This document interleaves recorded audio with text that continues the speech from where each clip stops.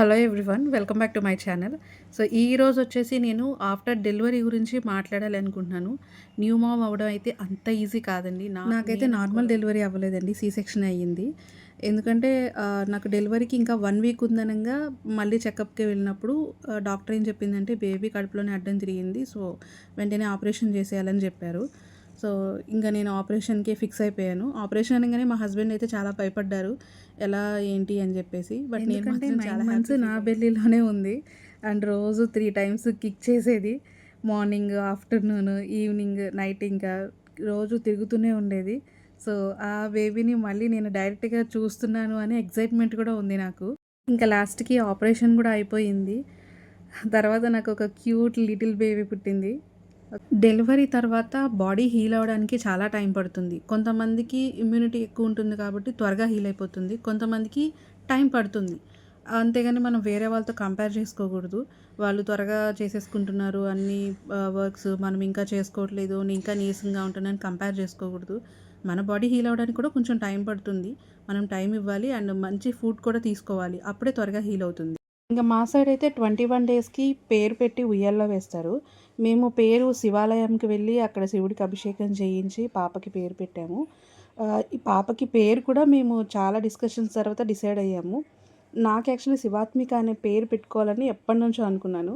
మా హస్బెండ్కి ఏమో శ్రీ పెట్టుకోవాలని ఆయన అనుకున్నారు. సో ఇక పాప పుట్టిన తర్వాత దాని టైంని బట్టి చూస్తే హీ అనే అక్షరం పెట్టుకోవాలని చెప్పి వచ్చింది. ఇంకా లాస్ట్కి నేను మా హస్బెండ్ హిమశ్రీ శివాత్మిక అని డిసైడ్ అయ్యాము. ఇక మా అత్తమ్మ మా అమ్మ కలిసి పాపను ఉయ్యాల్లో పడుకోబెట్టారు. హి అనే లెటర్ మీద చాలా నేమ్సే ఉన్నాయి, బట్ మాకు మాత్రం హిమ అని ఎందుకు పెట్టుకున్నాము అంటే, హిమ అంటే అది పార్వతీ అమ్మవారి పేరు. హిమవంతుని యొక్క కుమార్తె కాబట్టి పార్వతీ అమ్మవారికి హిమ అనే పేరు కూడా ఉంది. సో అందుకని అమ్మవారి పేరు కలిసేలాగే ఉండాలి అని చెప్పి మేము హిమ అని పెట్టుకున్నాము. శ్రీ అంటే అందరికీ తెలిసిందే లక్ష్మీదేవి. సో హిమశ్రీ శివాత్మిక. సో ఇలా పెట్టుకోవచ్చా లేదా అని మేము ఒకసారి పూజారి గారిని కూడా అడిగాము. ఆయన పెట్టుకోవచ్చు అని చెప్పారు. సో పేరు కూడా చాలామంది మదర్కి ఏం సజెస్ట్ చేస్తారంటే, పాప పడుకున్నప్పుడే నువ్వు కూడా పడుకో అంటారు. అలా ఎలా కుదురుతుందండి? పాప పడుకున్నప్పుడు మనం ఈవెన్ వాష్రూమ్కి వెళ్ళాలనుకున్నా పాప పడుకున్నప్పుడే వెళ్ళాలి. మనం ఏది చేయాలనుకున్నా పాప పడుకున్నప్పుడే చేయాలి. ఇంకెక్కడ పడుకునే టైం ఉంటుంది మదర్స్కి? అండ్ ఇందులో ఇప్పుడు న్యూక్లియర్ ఫ్యామిలీస్ ఎక్కువగా ఉన్నాయి. ఫ్యామిలీ అందరితో కలిసి ఉన్న వాళ్ళకైతే పెద్ద ప్రాబ్లం ఉండదు, ఎందుకంటే పాప లేచినా వాళ్ళు చూసుకుంటారు కాబట్టి. బట్ న్యూక్లియర్ ఫ్యామిలీ ఉన్న వాళ్ళకైతే అది చాలా ఇబ్బంది అవుతుంది. ఇందులో ఈ 25 ఇయర్ కిడ్స్ అంటే బీటా కిడ్స్ అంటున్నారు కదా, 25 ఇయర్ నుంచి బోర్న్ కిడ్స్ని. సో వాళ్ళైతే ఇంకా డిఫికల్ట్ ఉంటున్నారు. వాళ్ళని హ్యాండిల్ చేయడం అయితే ఇంకా డిఫికల్ట్. వాళ్ళకి కొలిక్ పెయిన్ వస్తుంది. వాళ్ళకి బర్ప్ ఇచ్చేదాకా వాళ్ళని భుజం మీదే ఉంచుకోవాలి. ఇంకా ఫుడ్ విషయానికి వస్తే డెలివరీ తర్వాత మనం తీసుకోవాల్సింది అంటే మనకి ఏదైతే జీర్ణం తేలికగా అవుతుందో అలాంటి ఫుడ్స్ తీసుకోవాలి. అంటే బీరకాయ, సొరకాయ, క్యారెట్, దోసకాయ, ఆకుకూరలు, లైక్ తోటకూర ఇలాంటివి తీసుకుంటే మనకి బాగా జీర్ణం అవుతుంది.